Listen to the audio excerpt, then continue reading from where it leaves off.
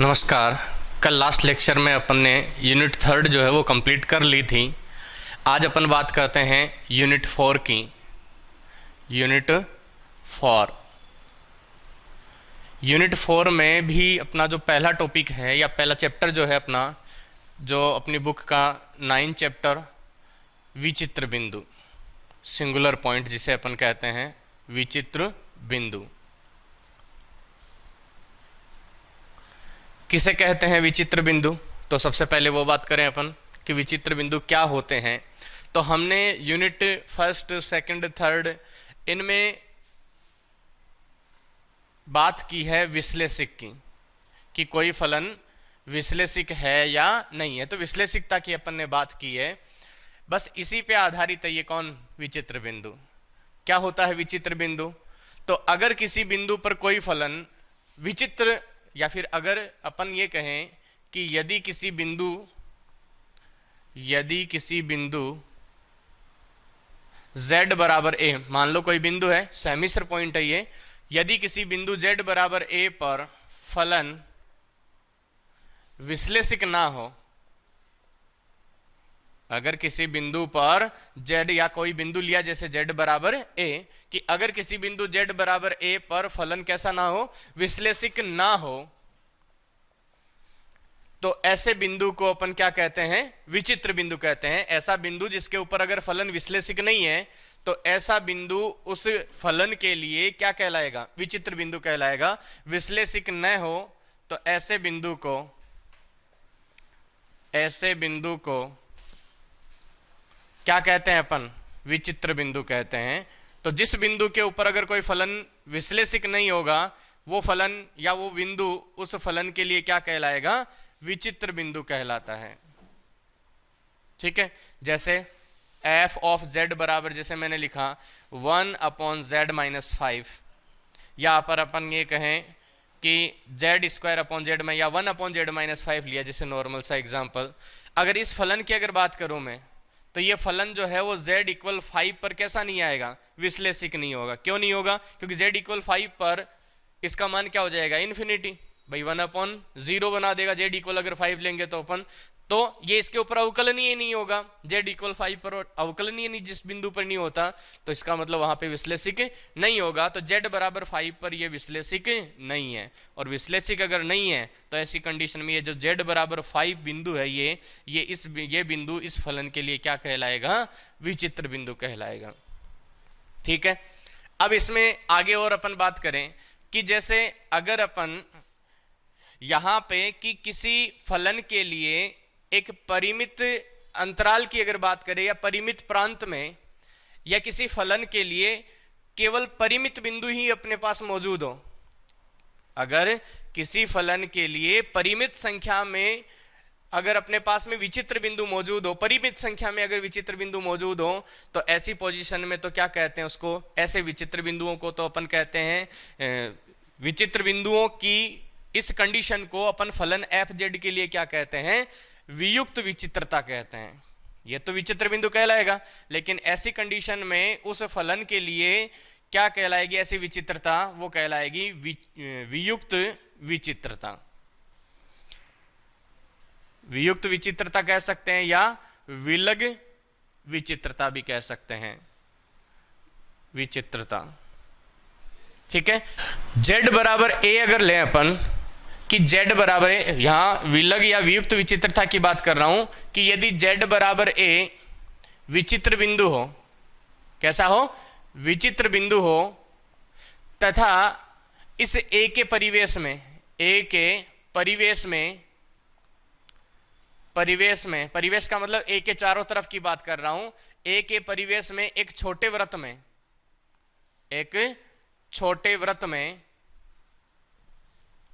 में इसके अलावा और कोई विचित्रता ना हो, तो ऐसी विचित्रता को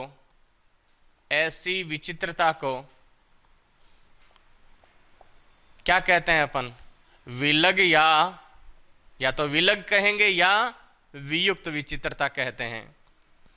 विचित्रता कहते हैं। मतलब मान लो z बराबर a के ऊपर किसी फलन की अगर बात करूं तो z बराबर a, जैसे यहां पे a लिया, इसके चारों तरफ अगर कोई छोटा वृत्त अगर बनाए अपन, तो इस वृत्त के अंदर जितने भी पॉइंट है इन सभी बिंदुओं पर तो वो कैसा हो, विश्लेषिक हो।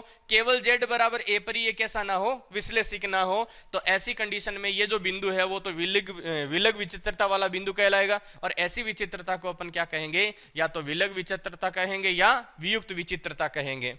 लेकिन अगर मान लो इस छोटे वृत्त के अंदर z बराबर a के अलावा और भी कोई विचित्रता मौजूद हो, या और भी कई विचित्र बिंदु अगर मौजूद हो, तो ऐसी पोजीशन में वो विचित्रता कहलाती है कौन सी, अवियुक्त विचित्रता कहलाती है। कि अगर z बराबर a के अलावा उस छोटे वृत्त में और भी कोई विचित्रता या और भी कोई विचित्र बिंदु मौजूद हो, तो ऐसी पोजीशन में ऐसी विचित्रता को क्या कहते हैं अपन, अवियुक्त विचित्रता कहते हैं। ठीक है, तो ये विलग विचित्रता और वियुक्त विचित्रता की बात रही। अब इसके बाद में अपन एक बात आती है कि किसी फलन का शून्यक और अनंतक। नाम से ही पता लग रहा है, फलन का शून्यक और फलन का अनंतक। फलन के शून्यक का मतलब है कि अगर किसी फलन में ऐसा कोई मान जिसको फलन में रखने पर, तो z बराबर a फलन का शून्यक होता है, शून्यक कहलाता है यदि, कब, जब किसी फलन में z बराबर a रखने पर उस फलन का मान क्या हो जाए, 0। f ऑफ a बराबर क्या आ जाए, 0।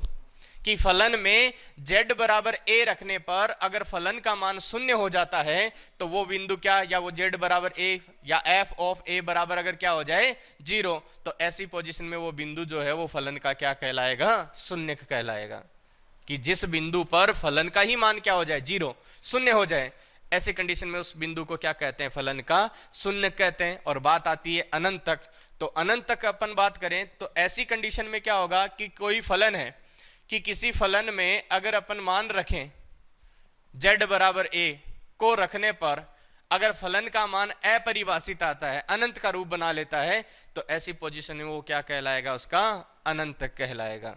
ठीक है, अब इसमें अपन आगे देखेंगे एक कोटि का अनंतक, m कोटि का अनंतक। अब m कोटि, n कोटि, ये m कोटि का अनंतक क्या होता है, तो वो अपन आगे बात करेंगे। जो विचित्रताओं के प्रकार देखेंगे उसमें अपन देखेंगे कि m कोटि का अनंतक क्या होता है।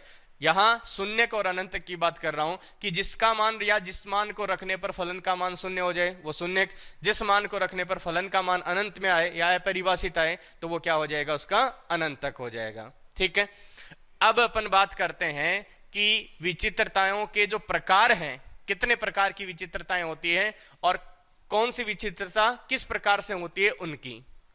तो विचित्रताओं के प्रकार, विचित्रताओं के प्रकार। ठीक है, इस विचित्रताओं के प्रकार किस पे डिपेंड करते हैं, तो सबसे पहले वो बात करें अपन। देखो, कोई फलन है fz,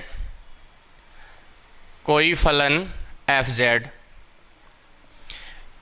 एक प्रांत में है, इसका एक लिमिटेड एरिया है, तो कोई फलन fz में z बराबर a जो है, z बराबर a वियुक्त विचित्रता है, तथा इसके अलावा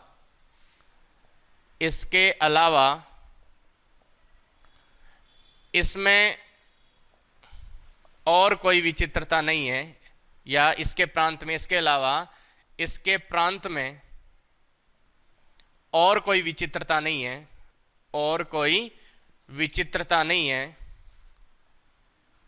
विचित्रता नहीं है, तो a को केंद्र मानकर अब अगर इसके प्रांत में अगर किसी धनात्मक संख्या r लेते हुए अगर एक अपन छोटा वृत्त बनाए, विचित्रता नहीं है, तो यदि z माइनस a का मापांक इज लेस देन r, जहां r इज ग्रेटर देन 0, कोई वास्तविक धनात्मक संख्या है, वास्तविक धनात्मक संख्या है।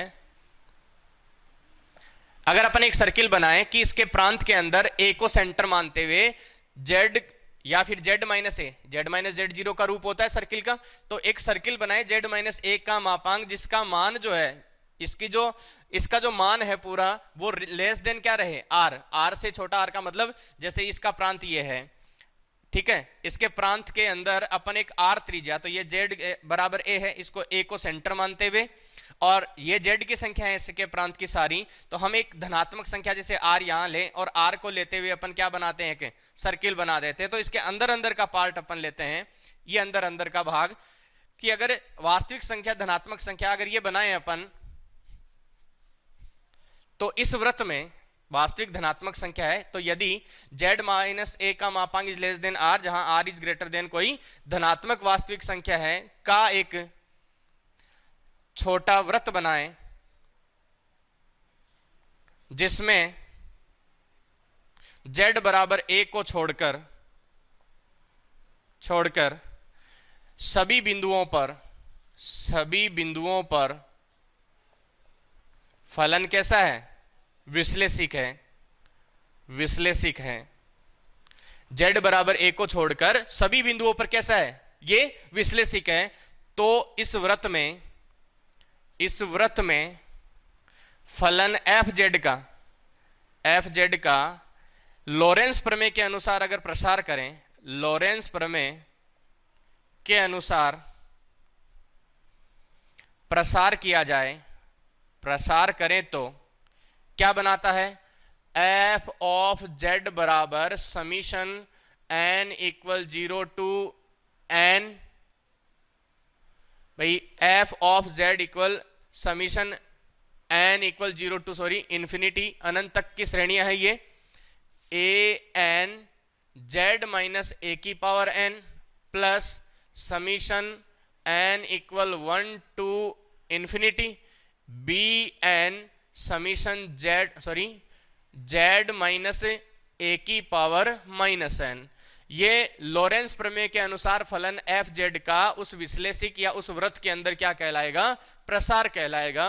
क्या है, summation N equal 0 to infinity A N Z minus ए की whole power N plus summation N equal 1 to infinity और बी एन जेड माइनस ए की होल पावर माइनस एन। ये अपने पास में इसका प्रसार बनता है लॉरेंस प्रमेय के अनुसार। तो ध्यान रखना है कि लॉरेंस प्रमेय के अनुसार ये हालांकि अपने पीछे दे रखी है, एफ जेड बराबर लास्ट यूनिट में एफ ऑफ जेड बराबर summation N equal 0 to infinity A N Z minus ए की whole power N plus summation N equal 1 to infinity B N Z minus ए की होल पावर माइनस एन। यहाँ A N और B N क्या है, तो ये जो गुणांक है इनके मान है ए एन बराबर 1/2 pi iota integration C F Z upon Z minus ए की whole power N plus 1 D Z, ये तो ए एन है।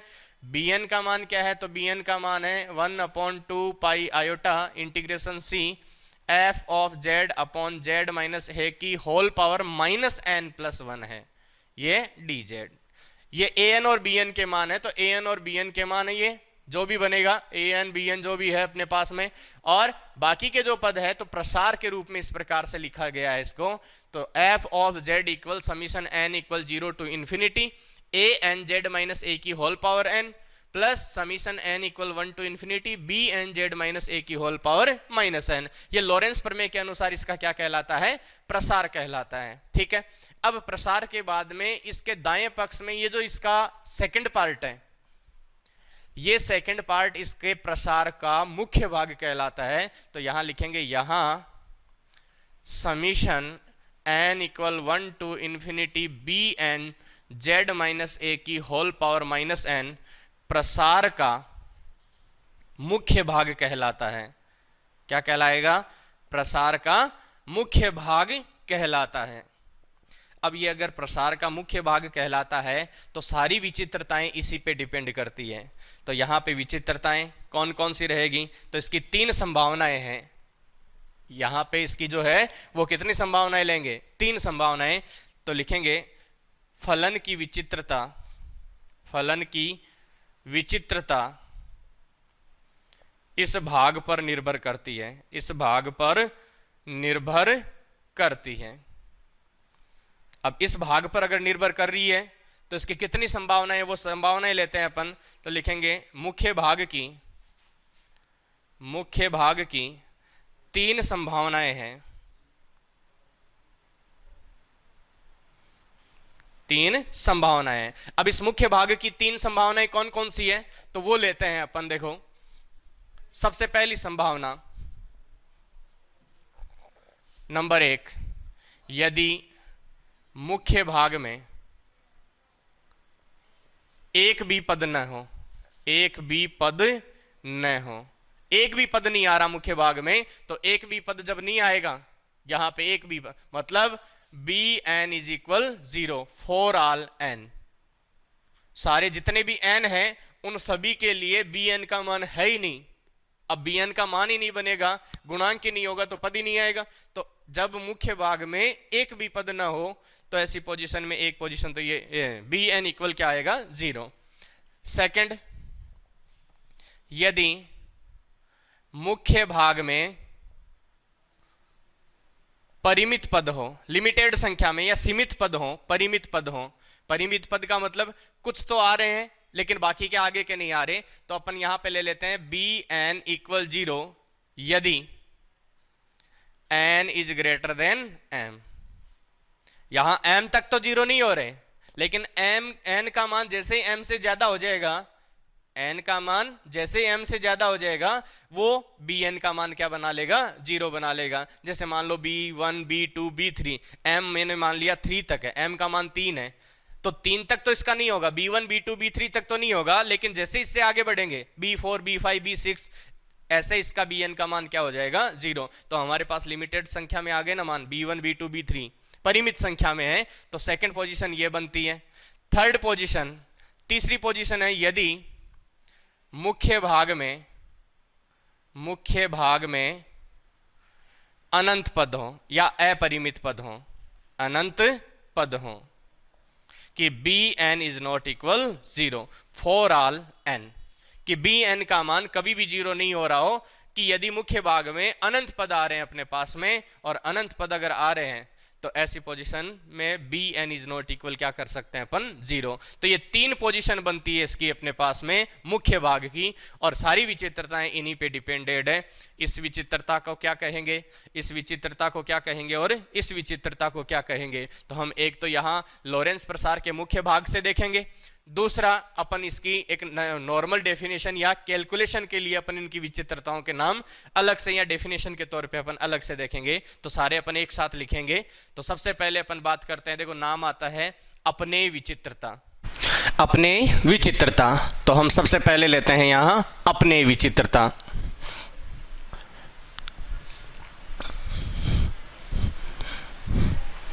नंबर 1 पे ले अपन अपने विचित्रता। कौन सी होती है अपने विचित्रता? तो हमने कहा था कि मुख्य भाग में ये जो संभावनाएं बन रही है, उन संभावनाओं के आधार पर इनकी विचित्रताओं के नाम देते हैं अपन।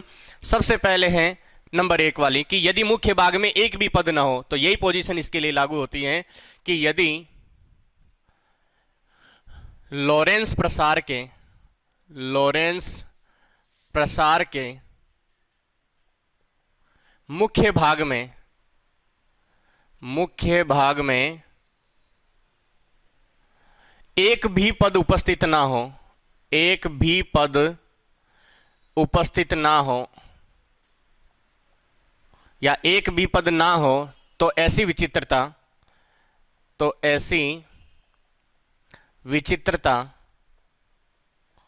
क्या कहलाती है? अपने विचित्रता कहलाती है, अपने विचित्रता कहलाती है।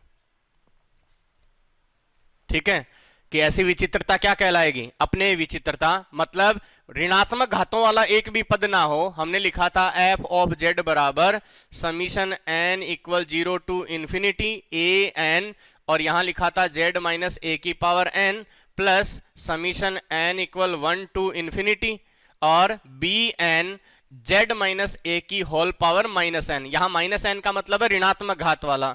हमने कहा है कि मुख्य भाग में एक भी पद मौजूद नहीं है, इसका मतलब ये तो होगा ही नहीं वहां पे, और ये नहीं होगा तो केवल अपने पास केवल धनात्मक घातों वाले पद बचेंगे। f ऑफ z बराबर केवल इतना सा मान हो, summation n equal 0 to infinity a n z minus a की पावर n। तो यहां जो z बराबर a है वो क्या कहलाएगा? अपने विचित्रता कहलाएगा, क्योंकि z बराबर a, ये यहां पे ये बिंदु रखेंगे अपन z बराबर a, तो इसकी लिमिट जब बनाएंगे कि limit z tends to a जब बनाएंगे तो हमारे पास ये जो z बराबर a बनाएगा वो क्या बनाएगा? अपने विचित्रता बनाएगा। ठीक है, तो अपने विचित्रता कब होती है? कि अगर लॉरेंस प्रसार के मुख्य भाग में एक भी पद उपस्थित ना हो तो ऐसी विचित्रता को अपन क्या कहते हैं? अपने विचित्रता कहते हैं। ठीक है, तो ये तो हुआ लॉरेंस प्रसार के मुख्य भाग के अकॉर्डिंग। अथवा अपन अगर अपनी डेफिनेशन के तौर पे या कैलकुलेशन के तौर पे, कि अपन कैलकुलेशन कैसे करेंगे, अपने को पता कैसे चलेगा कि ये अपने विचित्रता है, कौन सी विचित्रता है? तो इसके लिए अपन क्या करेंगे कि यदि फलन fz में, फलन f ऑफ z में f ऑफ a का मान, f ऑफ a का मतलब बिंदु रख रहा हूं z की जगह, कि फलन fz में f ऑफ a का मान अपरिभाषित है, अपरिभाषित है, परंतु limit z tends to a, अगर लिमिट के साथ में अगर लिया जाए कि limit z tends to a f of z बराबर परिमित मान हो, तो भाई यहां पे कि अगर f ऑफ z में सीधा अगर z की जगह a रखा जाए तब तो मान कैसा आ रहा है? अपरिभाषित। परंतु जब लिमिट के साथ में लें अपन कि limit z tends to a f of z equal अगर लें, तो ऐसी पोजीशन में हमारे पास में कितना मान आ रहा हो? इसका परिमित मान आ रहा हो। तो ऐसी कंडीशन में कि भाई परिमित मान हो तो z बराबर a फलन की अपने विचित्रता कहलाती है। कौन सी? अपने विचित्रता कहलाती है। तो ध्यान रखें आप, अगर लॉरेंस प्रसार के मुख्य भाग की अगर बात करें तो उसके प्रसार में एक भी पद अगर उपस्थित नहीं हो, कौन से भाग में? मुख्य भाग में अगर एक भी पद उपस्थित ना हो तो ऐसी विचित्रता को अपन क्या कहते हैं? अपने विचित्रता कहते हैं। ठीक है, वो बिंदु अपने विचित्रता वाला बिंदु होगा। अपनी कैलकुलेशन के लिए अगर अपन कहें कि यदि किसी फलन में, यदि फलन में fz में f ऑफ a रखने पर उसका मान कैसा आ रहा हो? अपरिभाषित आ रहा हो, परंतु लिमिट के साथ में अगर उसका मान रखा जाए तब वो मान कैसा आ रहा हो? परिमित मान आ रहा हो। परिमित मान, परिमित मान अगर आ रहा हो तो ऐसी पोजीशन में z बराबर a जो है वो फलन की कौन सी? अपने विचित्रता वाला बिंदु होगा। अपने विचित्रता को कृत्रिम विचित्रता भी कहते हैं, कृत्रिम विचित्रता। ठीक है, तो अपने विचित्रता को क्या कहा जाता है? कृत्रिम विचित्रता भी कहते हैं। तो यहां पहली विचित्रता है कौन सी? अपने विचित्रता। अब इस अपने विचित्रता, जैसे फॉर एग्जांपल अपन ले एक छोटा सा एग्जांपल लेते हैं अपन, जैसे अपने को दे रखा है साइन जेड अपॉन जेड की अगर बात करूं मैं, sine z f of Z बराबर साइन जेड अपॉन जेड। ठीक है, और यहां पे बिंदु ले रहा है कि जेड बराबर 0 के लिए। तो यहां जेड बराबर 0 की अगर बात करें अपन, जेड बराबर 0 पर फलन की विचित्रता की जांच कीजिए। अब जेड बराबर 0 पर अगर फलन की विचित्रता की अगर जांच करेंगे अपन, तो यहां देखो सीधा अगर मान रखूं मैं, पहले अपन नॉर्मल कंडीशन के अकॉर्डिंग, कैलकुलेशन वाली अकॉर्डिंग देखें तो क्या बनाएगा? साइन 0 बटा 0, जो कि साइन 0 का मान 0 बटे 0 क्या आया? अपरिभाषित मान है, ये अपरिभाषित मान है। ठीक है, अब यहां ये मान अगर अपरिभाषित है, लेकिन अगर इसी मान को अपन लिमिट के साथ में लें कि लिमिट z टेंड्स टू 0, भाई a का मान 0 है, फिर आया साइन z अपॉन z, भाई limit z tends to 0 sine z upon z। इसका अगर मान अगर देखा जाए तो साइन z अपॉन z का मान क्या आएगा? अब हमें पता है ये तो फॉर्मूला होता है साइन z का, भाई लिमिट का फॉर्मूला होता है ना sine Z upon Z, sine X upon X, जब लिमिट अक्स टेंड्स टू 0 हो तो उस कंडीशन में उसका मान कितना होता है 1। तो यहाँ पे मान कितना आ जाएगा इसका 1, लिमिट का नियम होता है ये। तो हमारे पास ये देखो मान कैसा आ रहा है, परिमित मान आ रहा है ना, और परिमित अगर मान आ रहा है तो हम क्या कह सकते हैं कि ये कैसी विचित्रता है, अपने विचित्रता है। ठीक है, तो z बराबर 0 कैसी विचित्रता होगी इसकी, अपने विचित्रता होगी। ओके, अब इसके बाद में अगर प्रसार की बात करें अपन, फर्स्ट पोजीशन वाली, कि इसके मुख्य भाग के प्रसार या मुख्य भाग में ऐसा कोई बिंदु अगर ऐसा शामिल ही नहीं हो अपने पास में, तो यहां पे देखो साइन जेड है, अपॉन में जेड है, ये एफ ऑफ जेड की बात कर रहा हूं, एफ ऑफ जेड बराबर यहां से 1 अपॉन जेड। जब इसका प्रसार करेंगे अपन, देखो साइन जेड का प्रसार क्या होता है, साइन जेड का प्रसार होता है z माइनस जेड क्यूब बटे 3 फैक्टोरियल प्लस z की पावर 5 बटे 5 factorial minus dot dot dot, इस प्रकार से होता है। अब यहाँ z का जब भाग लगाएंगे तो क्या आ जाएगा 1 माइनस ये क्या बनाएगा जेड स्क्वायर बट्टा 3 फैक्टोरियल प्लस z की पावर 4 बटे 5 factorial plus sorry minus dot dot dot. अब आप देखोगे इसके अंदर कि यहाँ माइनस जेड स्क्वायर जेड की पावर 4, तो पावर जो चल रही है वो धनात्मक ही तो आएगी, कहीं ऐसा भी मान आएगा कि जिसमें पावर जेड की पावर -2 -3 ऐसी भी हो जाएगी। तो ऋणात्मक घात वाला यहाँ एक भी पद नहीं है भाई। हमारे पास में जो an के गुणांक थे उनके तो पावर n थी, और bn के गुणांक थे z माइनस a, इसकी पावर -n थी। तो हमने यही कहा था कि द्वितीय भाग में ऋणात्मक घात वाला जो पद आ रहा है, अगर ऋणात्मक घात वाला एक भी पद मौजूद नहीं होगा तो आप देख सकते हैं इसके प्रसार में ऋणात्मक घात वाला एक भी पद मौजूद नहीं है। और जब एक भी पद मौजूद नहीं होता मुख्य भाग का, तो वो कैसी विचित्रता होती है, अपने विचित्रता होती है। ओके, तो क्लियर हो गया होगा अपने विचित्रता। अब इसके बाद में सेकंड की बात करें अपन, दूसरा भाग अनंतक, यह भी एक विचित्रता का प्रकार ही है। अनंतक, अपने विचित्रता का बाद में अनंतक। अनंतक में देखें तो इसकी सेकंड पोजीशन आ जाती है अपने पास में। तो हम लॉरेंस प्रसार के मुख्य भाग के अकॉर्डिंग देखें तो लिखेंगे यदि लॉरेंस प्रसार के मुख्य भाग में परिमित संख्या में पद हों, परिमित संख्या में पद उपस्थित हों, पद उपस्थित हों कि परिमित संख्या में अगर पद उपस्थित हों तो ऐसी पोजीशन में उपस्थित हों तो वह अनंतक कहलाता है।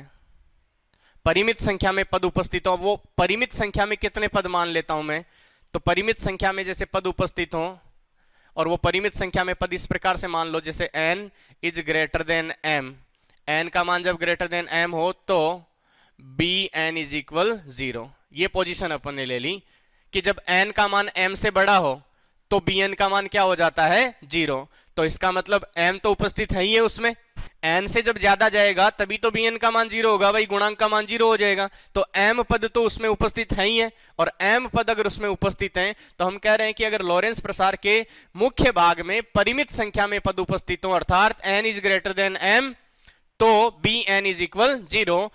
तो z बराबर 1 है या फिर अपनी एक, तो उसे कितने m जो दे रखा है इस m को ध्यान में रखते हो, कितने पद उपस्थित हैं बस उसी को देखते हुए, m तो उपस्थित है बाकी सब 0 हैं, तो उसे m कोटि का अनंतक कहते हैं, m कोटि का अनंतक कहते हैं।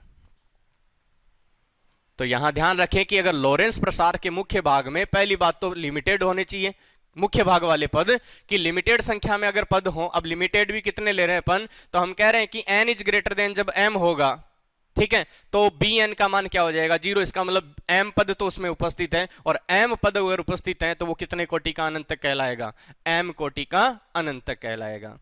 ठीक है, यहां अपनी कैलकुलेशन के अकॉर्डिंग अगर उसका हल देखें अपन कि कैसे अपन पता लगाएंगे कि ये कितने कोटि का अनंतक है, तो हम यहां पे ये लिख रहे हैं कि यदि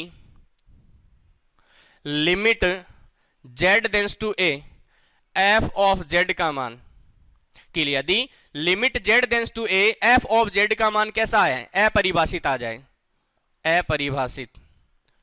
देखो अपने में क्या था, फलन में सीधा मान रखने पर जीरो अपरिभाषित मान आ रहा था, मान नहीं आ रहा था अपने पास में, लेकिन इसके अंदर अगर मान रखें, लिमिट में मान रखने पर वहां मान आ रहा था, तो अपन ने अपने विचित्रता दे दी।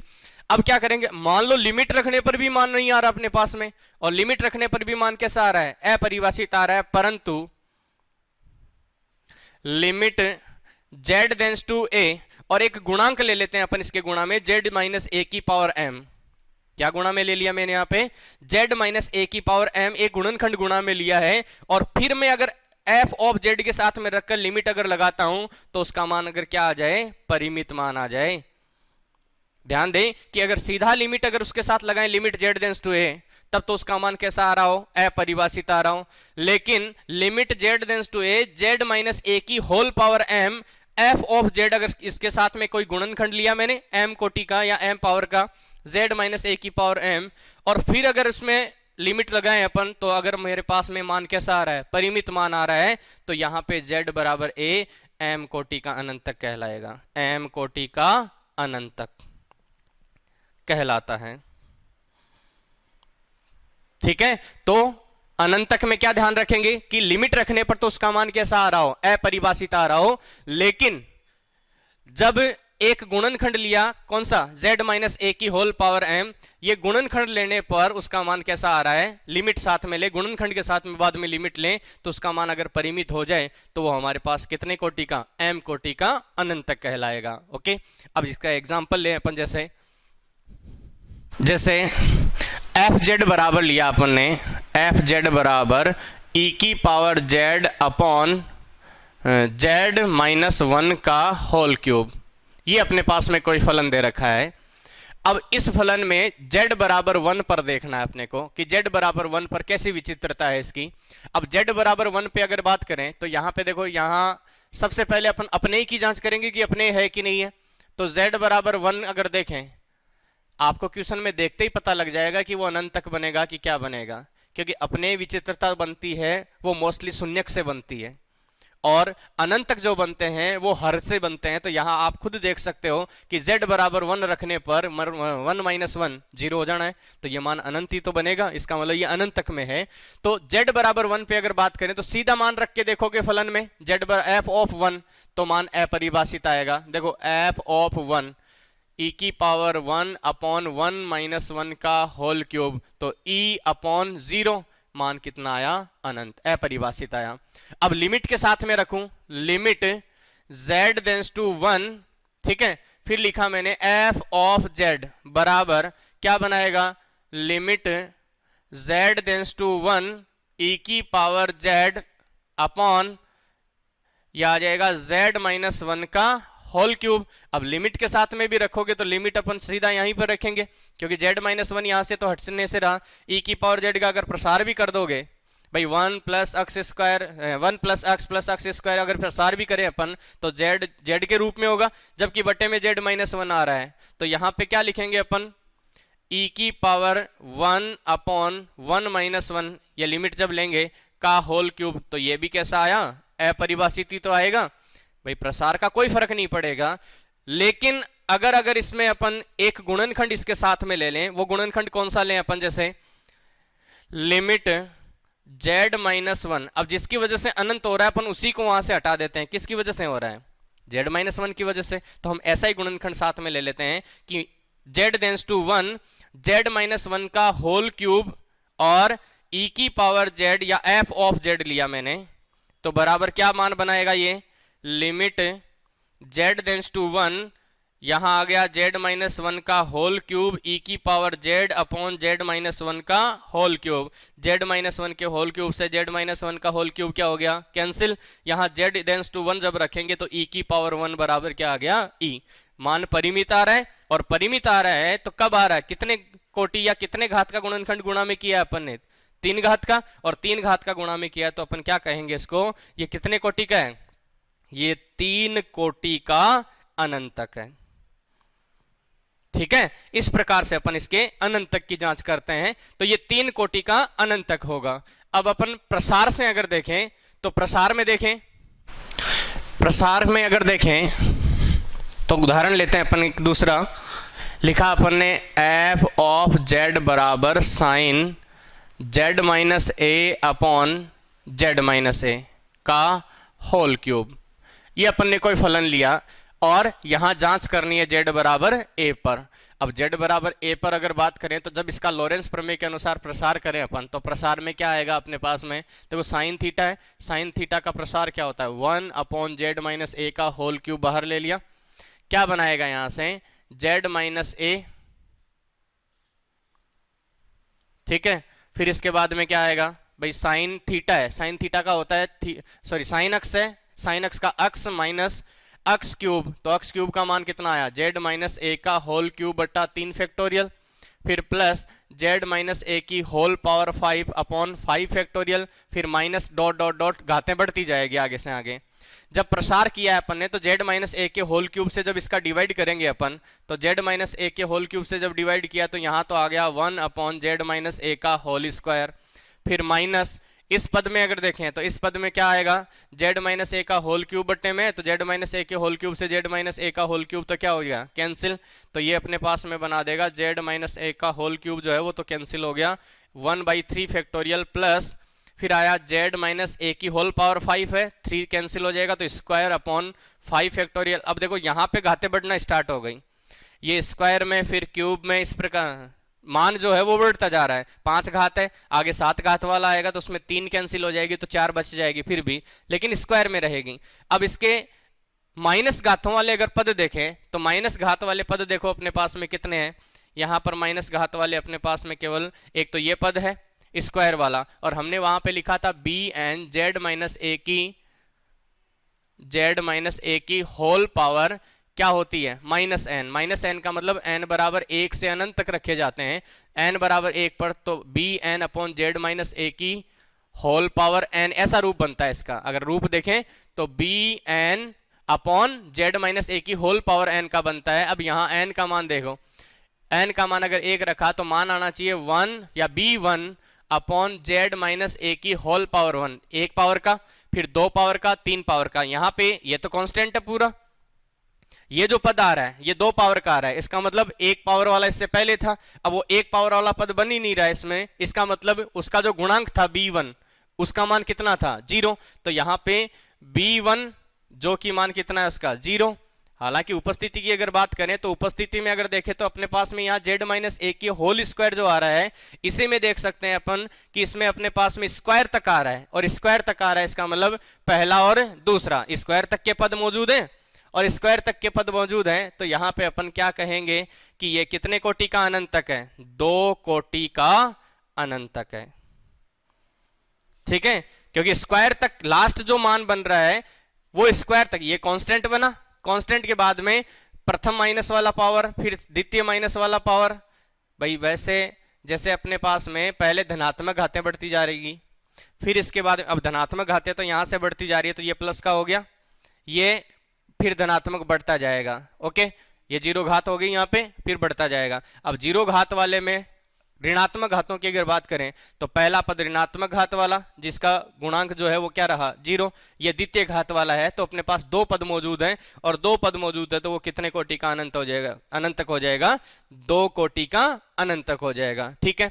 ये तो प्रसार के तरीके से, और अगर ऐसे अगर अपन जो अपना तरीका है कैलकुलेशन वाला अगर उससे अपन इसको निकालेंगे तो उससे कैसे हल करेंगे, देखो क्या आएगा sine z minus a f of z. अब यहां सीधा मान रखेंगे लिमिट के साथ में कि limit z tends to a f of z अगर रखा तो यहां पे देखो मान रखा मैंने, तो इसमें मान रखूंगा तो मैं लिमिट के साथ में जब रखें इसको लिमिट जेड टेंड्स टू ए, ये बनाएगा 1 अपॉन जेड माइनस ए के होल स्क्वायर को अलग कर दूं और साइन जेड माइनस ए अपॉन जेड माइनस ए को अलग कर देता हूं। अब देखो लिमिट के साथ में है तो इसका तो मान 1 हो जाएगा, लिमिट में है, लेकिन इसकी वजह से ये फिर क्या होगा अनंत होगा। अब किसकी वजह से अनंत हो रहा है जेड माइनस ए के होल स्क्वायर की वजह से, तो हम एक काम करते हैं लिमिट जेड टेंड्स टू ए तो लेते हैं, इसके गुणा में जेड माइनस ए का होल स्क्वायर ले लेते हैं एफ ऑफ जेड, तो क्या बनाएगा यहां से लिमिट जेड टेंड्स टू ए, ये जेड माइनस ए का होल स्क्वायर हो गया, ये बना देगा साइन जेड माइनस ए अपॉन जेड माइनस ए का होल क्यूब, 2 घात से दो घात तो कैंसिल हो गई, तो साइन जेड माइनस ए अपॉन जेड माइनस ए जिसका मान कितना होता है 1, परिमित आ गया ना, और परिमित आ गया तो हम क्या कह सकते हैं ये कितने कोटि का है, तो देखो कितने से गुणा किया था, 2 घात से, और 2 घात से तो ये 2 कोटि का अनंतक हो जाएगा। ठीक है, तो ये सेकंड थी अपनी विचित्रता, कौन सी, अनंतक वाली। अब लेते हैं अपन कि यदि इसके मुख्य भाग में अनंत पद मौजूद हो तो ऐसी विचित्रता को कहते हैं अपन अनिवार्य विचित्रता। तीसरी विचित्रता ले रहे हैं अपन नंबर 3 पे, अनिवार्य विचित्रता। अनिवार्य विचित्रता। तो थर्ड पोजीशन क्या कहती है लॉरेंस प्रसार के मुख्य भाग की, कि यदि मुख्य भाग में अनंत पद हो तो क्या लिखेंगे कि यदि लॉरेंस प्रसार के मुख्य भाग में अनंत पद हो, मतलब ऋणात्मक घात वाले अनंत पद हो, तो वह अनिवार्य विचित्रता होती है। कौन सी हो जाएगी, अनिवार्य विचित्रता होगी। अगर उसमें अनंत पद मौजूद हो तो वो कैसी विचित्रता होगी, अनिवार्य विचित्रता होगी। कब, जब उसके लॉरेंस प्रसार के मुख्य भाग में क्या आ जाए, अपने पास में अनंत पद आ जाए, तो वो अनिवार्य विचित्रता होगी। जैसे एफ जेड बराबर, मैंने लिखा साइन 1 अपॉन जेड माइनस ए, और इसकी जांच कर रहा हूं जेड बराबर ए पर। तो जेड बराबर ए पर अगर देखें तो साइन जेड माइनस ए की अगर बात करें, इसका जब प्रसार करेंगे तो साइन ये एक्स है तो क्या आएगा, एक्स माइनस एक्स क्यूब बटा 3, तो एक्स क्यूब का मतलब 1 अपॉन जेड माइनस ए का होल क्यूब बटा 3 फैक्टोरियल है, तो ये 3 फैक्टोरियल, फिर माइनस की जगह प्लस 1 अपॉन जेड माइनस ए की होल पावर 5, और ये 5 फैक्टोरियल, डॉट डॉट डॉट चलता रहेगा। तो यहां से ऋणात्मक घातें यहीं से स्टार्ट हो गई अपने पास में। ठीक है, 1 ये 3, तो पद कहां तक आएंगे, अनंत तक आएंगे। ये सारी के सारी ऋणात्मक घातों वाले पद हैं, और ऋणात्मक घातों वाले अगर पद हैं तो हम कह सकते हैं कि ये जो z बराबर a है यहाँ पे, ये z बराबर a इसकी कौन सी विचित्रता है, अनिवार्य विचित्रता है। ठीक है, इस अनिवार्य विचित्रता को वियुक्त अनिवार्य विचित्रता भी कहा जाता है।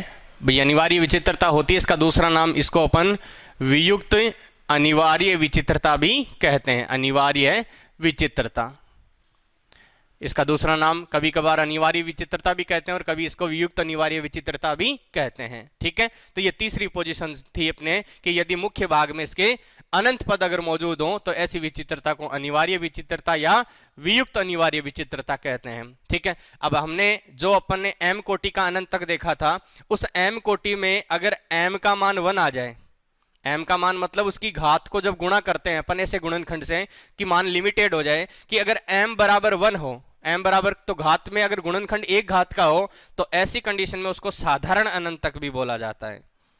हमने m कोटि का अनंत तक पढ़ा था, तो अगर मान लो गुणनखंड की पावर 1 ही हो, m बराबर अगर 1 हो, तो ऐसी कंडीशन में ऐसे अनंत तक को क्या बोला जाता है, साधारण अनंत तक भी कहते हैं। ठीक है, तो ये अपने पास में विचित्रताओं के प्रकार थे। अब इसके बाद में अपन देखेंगे कि ये विचित्रताओं के या किसी जो एग्जाम में क्वेश्चन पूछे जाते हैं वो किस प्रकार से पूछे जाते हैं इन विचित्रताओं पर, वो देखेंगे अपन इसके नेक्स्ट लेक्चर में। Thank you.